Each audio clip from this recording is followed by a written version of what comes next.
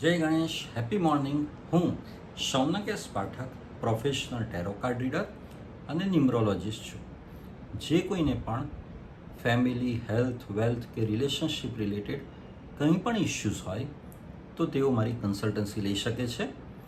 મારી contact details મેં મારા વિડીયોમાં ડિસ્ક્રિપ્શનમાં જણાવી છે.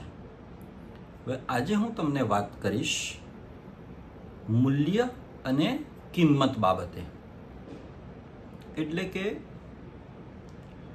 જે 5 તત્વો યુનિવર્સે આપણને આપ્યા છે તે અમૂલ્ય છે. તે 5 તત્વો સિવાય આપણું જીવન શક્ય જ નથી. અને તે 5 મૂલ્યો યુનિવર્સે આપણને ફ્રી ઓફ કોસ્ટ આપ્યા છે ને માટે તે અમૂલ્ય છે. કે પૃથ્વી આપણી પાસેથી કે યુનિવર્સ આપણી પાસેથી તેના બદલામાં કશું વસૂલ કરતું નથી.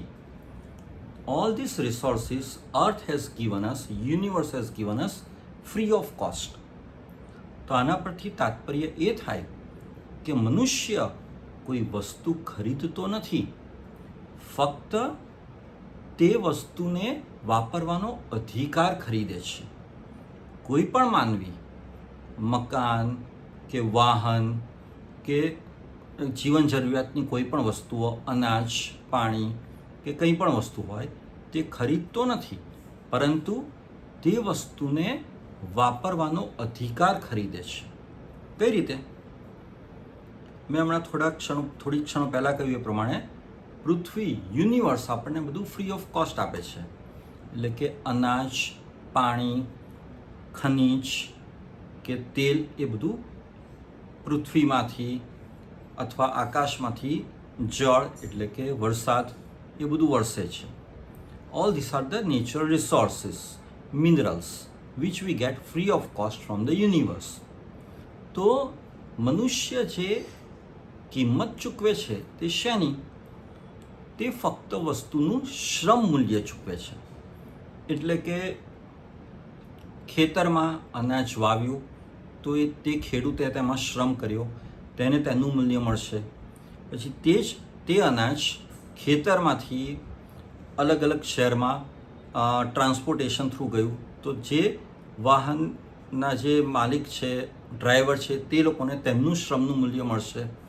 એટલે મેં કહ્યું કે માનવી કોઈ વસ્તુ ખરીદતો નથી, માનવી ફક્ત તે વસ્તુનું શ્રમ મૂલ્ય ચૂકવે છે. એ વસ્તુનું કોઈ મૂલ્ય નથી, વસ્તુ તો અમૂલ્ય છે. અને અમૂલ્ય એટલા માટે છે કે એ વસ્તુના અસ્તિત્વ વગર આપણું અસ્તિત્વ શક્ય નથી. અને ઈશ્વરે, યુનિવર્સે એ બધી જ વસ્તુ આપણા માટે ફ્રી ઓફ કોસ્ટ આપી છે.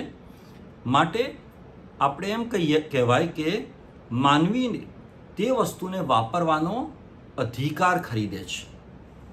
તો આના પરથી એ તાત્પર્ય થાય કે we should have a attitude of gratitude towards universe. એટલે કે આપણે યુનિવર્સ તરફ ઉપકાર ભાવ અથવા થેન્કફુલનેસ દર્શાવવી જોઈએ. And we have to be thankful to the nature to give us plenty of resources, greenery and everything free of cost. અને જો આપણે પૃથ્વી પાસેથી કંઈ લઈએ તો બદલામાં આપણે કંઈક પાછું પણ આપવું જોઈએ.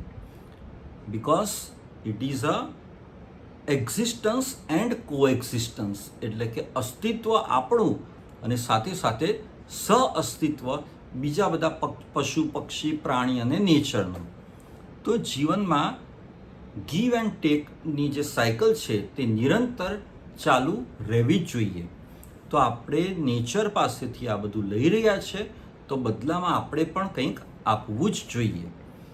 જો આપણે ના આપીએ તો એ બધી વસ્તુઓ પણ આપણને મળવાની બંધ થઈ જશે. જે પરિસ્થિતિ આપણે આજે જોઈ રહ્યા છે, ગ્લોબલ વોર્મિંગ એક્સેટ્રા એક્સેટ્રા.